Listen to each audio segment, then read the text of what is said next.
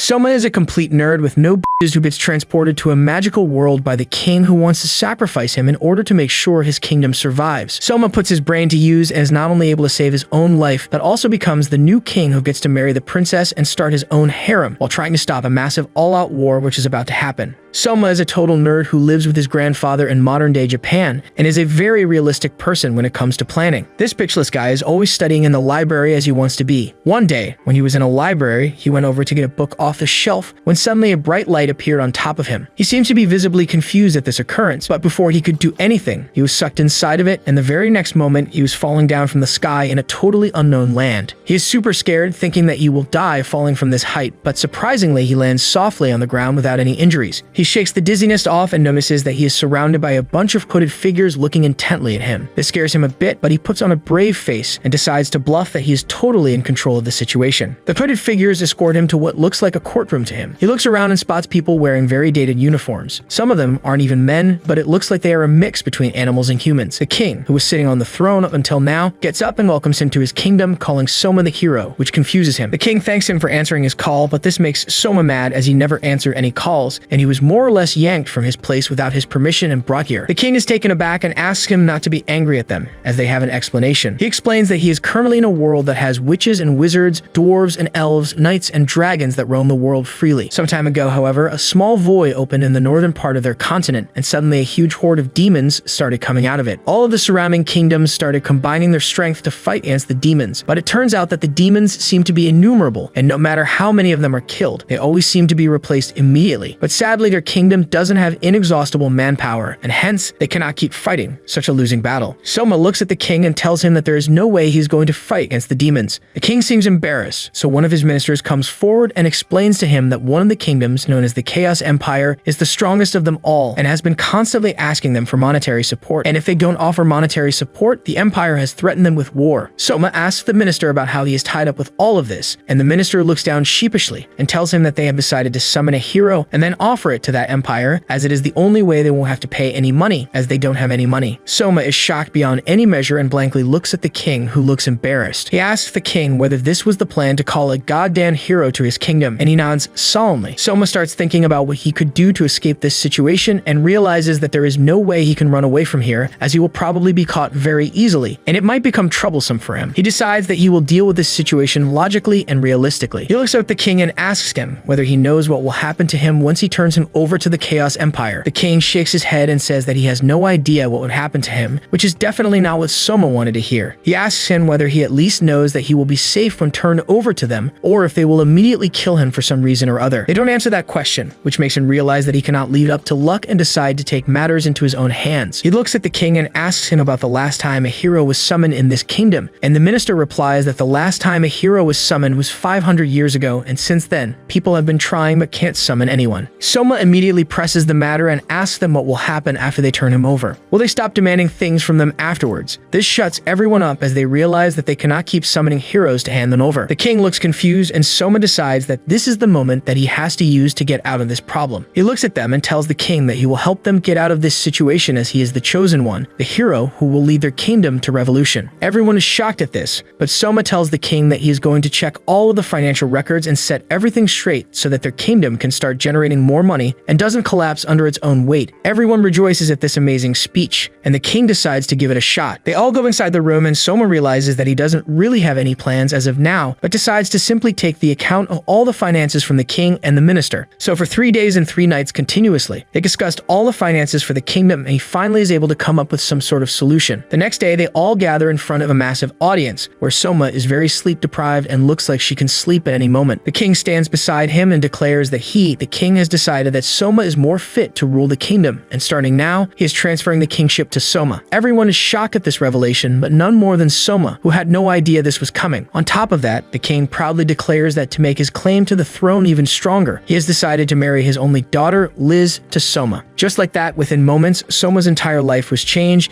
and he was given the task of changing the lives of all the subjects residing in his kingdom. He sits down in his chambers and starts working on a room full of paperwork without any breaks or sleep because of the sheer volume of work. Suddenly, he hears the door open and a beautiful young woman dressed in a military outfit barges in without saying anything. Soma is so tired that he doesn't even look up from his work and asks her whether she is a learned person and knows how to read and write. This takes Liz by surprise, who heatedly answers that she's a very learned person. Soma then asks her some basic math questions without looking them up, and when she is able to answer them, he asks her to help him deal with this paperwork. Liz walks up to him and announces that he is talking to the daughter of the former king. This makes Soma look up from his paperwork, and he asks her why she is wearing a military outfit. She explains that she always had a knack for combat and wanted to help on the front lines, so she enrolled herself in the military. She asks him what he did with her father, as there is no way her father would give up kingship. Soma lets out a deep sigh and tells her that he was summoned to this weird place and he only wanted to escape being sent to the Chaos Kingdom, but her father got impressed by him and made him the king. He reassures her, however, that it won't be for long, as he doesn't want to be king and just wants to go back to his own place. He tells her that he will stay in this kingdom for 2 or 3 years, till the kingdom regains its footing and gets more stable financially. He also tells her not to worry about the engagement, as she can cancel it anytime she wants to. Liz seems impressed after hearing about his humility and decides to talk to him more cordially. He explains to her that he is already working on getting more money and has sold all the useless jewels and treasures from the kingdom's vault, as their country needs food that people can eat and not jewels that are locked in some vault right now. Liz seems horrified and tells him that a lot of those treasures are ancient artifacts that are basically extremely precious. Soma calms her down by showing her a list of items that he has sorted and how he hasn't sold any national heritage items or any dark magic items. He has only sold basic jewelry in gold and silver. Liz seems to be more relaxed now and asks him about his next plans. Soma replies that he isn't going to send money to the Chaos Kingdom as of now, as the people living in this kingdom are still hungry and need something to eat. Liz suggests that instead of sending the money straight to the Chaos Empire, he can use it to strengthen their own military. Soma thinks for a moment and realizes that she is right. If they give the money to the Chaos Empire, they will just keep asking for more, but if they invest it in their own military, they might be able to stand up to them and retake their position. Slowly but surely, Soma starts understanding how this world works. He took an extensive tour of the kingdom and got to know that it has a lot of hidden properties that he wasn't aware of. From the looks of it, the kingdom looks like a very old school area, with no modern techniques or tools being used, but if you take a closer look, you will realize that this kingdom has a lot of the modern luxuries hidden in a different form. For example, the light bulb is a pretty modern invention that has solved the problem of illumination forever, but in this world there is no electricity, much less a light bulb. Surprisingly, every street has a bunch of street lamps, and even at night, houses are illuminated. This is because of the special magic that the people of this continent possess. They can create light, heat, and water at will, which comes in very handy when you think about it. He is also taken by one of the priests, who tells him to put his hand over a stupid-looking statue, claiming that if he has any affinity for magic, he will know immediately. He puts his hand over the stupid statue, and suddenly he loses himself in reality and starts seeing a bunch of bright light spots against a black background. But he remembers that he hasn't taken any LSD, so he quickly realizes that it must be the work of magic. When he comes to, the priest tells him that he does have magical affinity and that he should go and practice some magic, as it will make him better at it. He goes back to his chambers, where he has hired a bunch of working personnel who are able to read and write to do some paperwork. He himself sits down on the chair and starts working, but before that, he is able to play around with his magic. He transfers his consciousness into 3 pens, which immediately start doing paperwork on their own. He tries with the 4th pen, but doesn't work, making him realize that for now, 3 objects are his limit. While doing the paperwork, Liz enters the chamber to check up on him and is surprised to see the magical pens. She asks him about it, as she has never really seen this kind of magic, but Soma tells her that he has created it just now. Liz has no trouble believing this, but before she could ask anything else, he asked her to get down to work and put a ton of paperwork on her as well. They all keep working for countless hours before Soma looks up through his baggy eyes to see that all of them have fallen asleep out of exhaustion. He walks over to Liz, who is also sleeping on the couch very cutely, and observes her for a moment before pushing some hair out of her head lovingly. Liz, however, is used to creeps like him and immediately wakes up, asking him what he was doing. Soma tells her that he just came to see whether she was sleeping or not and nothing else. The next morning, he tells her that he wants to show her something, and they both get on a horse. Liz is surprised, as usual. A man is supposed to take the reins, but Soma is sitting on the back of the horse, holding her waist as tightly as possible, as he doesn't know how to drive a horse. They both go on a surprisingly romantic ride, which ends near a giant field covered in white. They get off and Soma walks alongside Liz and shows her the fields, informing her that their entire country is filled with cotton fields like these, which are borderline useless. He explains that once cotton used to be a very valuable commodity, so all the farmers decided to grow it on a huge scale, so they could export it and earn a lot of money. This resulted in the entire kingdom starting to produce cotton instead of other agricultural crops. That would have been fine, as with the money earned, they can easily import food, but the problem arose when other countries also started growing cotton, leading to an increase in supply while the demand wasn't that high, leading to a cotton crash where their prices were down to earth and they were worth nothing. This is the reason why their country is suffering through such a bad famine and they have nothing to eat at all. Liz looks sad, as she was supposed to be one of the leaders of this country, and yet she had no no idea about this entire fiasco. She apologizes to him, but he tells her that she shouldn't apologize to anybody, but help him bring back the country to its former glory. They go back to the dining hall and start having breakfast together when a man called Ark introduces himself as the leader of the guards. He sits down with them and asks Soma if there is anything he could do. Soma very frankly replies that not many people in this country are useful, as most of them have no idea what they are doing. He tells him that he is in serious need of more trained manpower and people with specialized skills. Ark bows down and tells him that he will see what he can do before taking his leave. Liz and Soma later have tea, where Soma suddenly gets an idea and asks Liz whether they have any kind of broadcasting device. Liz has no idea what this man is talking about, so he tries to explain what kind of device he is talking about, and Liz suddenly exclaims that they have a device like that for public announcement. This will be perfect for Soma's plan, so he tells her to take him to the device as soon as possible. He explains to her that he's going to recruit a workforce from the general public. Liz tells him that they already do it, which surprises Soma, and he asks her how they select people. She replies that they have a series of written examinations, and people who pass all of those are taken into the castle as workers. Soma tells her that this strategy is highly inefficient, as they are probably missing out on extremely talented individuals. He asks her how high the literacy rate in their kingdom is, to which she replies that it is around 30%. He looks at her and tells her that just written exams cannot tell you how talented an individual is. It is the aptitude of the individual that is important, not how literate he is. He tells her that this set of exams must be enforced by high-ranking nobles, who have the influence and the money to send their children to the best academies to get them educated and put them in positions of power in the court. It is classic nepotism. She is shocked at this revelation and asks him what he proposes to do. He tells her that she will know soon. The next day, he stations himself in front of the broadcasting device alongside Liz and starts broadcasting to the entire kingdom. He addresses his subjects and tells them that he's going to give them a very good opportunity to completely turn their lives around, grabbing everyone's attention. He tells them that he is proposing an open round for people with very high aptitude, a specialization, or any kind of skill that might be helpful. He tells them that nothing else matters. They can be literate or illiterate, wealthy or dirt poor. All that matters are their skills, strengths, and aptitude. The next day comes around and everyone gathers inside the court to witness the new people who will be chosen directly by the king. Soma sits on his throne with Liz by his side, and the selection begins. He notices that only 5 people have nominated themselves for the selection exam. All of them bow in front of him as soon as Ark introduces the king. All of them bow down apart from a tall, dark-skinned girl called Aisha. She claims that she is from the clan of warrior elves, and they don't bow in front of anyone to whom they haven't pledged their lives. Ark gets mad and tells her to bow down immediately, but Soma stops him and tells him to let it go. He quickly uses his special magic to remotely rid everything about these elves and realizes that they are very well known and feared for their combat prowess and are supposed to be excellent warriors. She tells him that she is one of the best warriors in her clan, making her one of the best, if not the best, warriors in the entire kingdom. She then asks Soma whether he could help her. He is taken aback and doesn't know what to say, but the elf continues telling him that for some reason, the blessed forest where they live has been deteriorating at a very rapid rate for no reason. According to her, she and her clansmen take very good care of the forest, but even then it seems to be dying on them and they have no idea why it is happening. She also adds that she has heard that Soma is a very intellectual person and might be able to devise a strategy to save the forest. Soma looks confused, but he quickly starts thinking and asks whether they are thinning the forest or not. Aisha looks at him blankly and asks what he means by that. Soma realizes that these techniques must be comparatively modern and explains to her that when a forest is left to grow on its own, oftentimes the older trees end up covering all of the canopy, resulting in no sunlight penetrating to the forest floor, because of which no seedlings or saplings are able to grow. The entire forest floor dies and there are no young plants to replace any older trees that might fall. This also leaves the area as a whole susceptible to erosion and other massive natural problems. Suddenly, Aisha completely bows down in front of him and tells him that she is pledging her entire life to Soma and is ready to fight for him and die for him. She tells him to please accept her as his bodyguard and tells him to help them restore the forest. Soma graciously accepts her, and the next girl that comes up for trial turns out to be a beautiful maid called Juna. She is supposed to be one of the most beautiful people that exist in the kingdom, and she is supposed to be the best singer that ever existed. According to the minister, Juna has descended from a long line of mermaids who used to be extremely beautiful and used to wreck ships by swaying the sailors in the wrong directions when they followed their beautiful voice. Soma realizes that if this is true, then singing should be in her blood. He calls her forth and asks her to sing a song for everyone, as it is being broadcast around the kingdom. She looks up at him and tells him that she has no problem doing that, but most of her songs are sad and melancholic. Soma asks her whether she could learn a song by heart after just listening to it once, and she says yes. Soma quickly flicks out his phone and gives her an earphone to hear one of the songs that he has on it. She seems to like the song and it passes the vibe check. She returns the earphones to Soma, and everyone seems surprised by the new device that Soma just whipped out of his pants. She then gives gets ready and starts singing the song very beautifully, and after the performance is over, everyone applauds her excellent singing. Soma tells her that he is really impressed by her ability to remember a song by heart after hearing it once and singing it perfectly. The next person to come forward is a fat idiot named Poncho. He seems to be very nervous and is sweating like a pig. He gets up and tries to address the king, but falls after tripping over his own leg like an idiot. He then gets up and explains that his special ability is that he is a glutton and has tried almost every dish that this country has to offer. He expected Soma to laugh at his face, but surprisingly enough,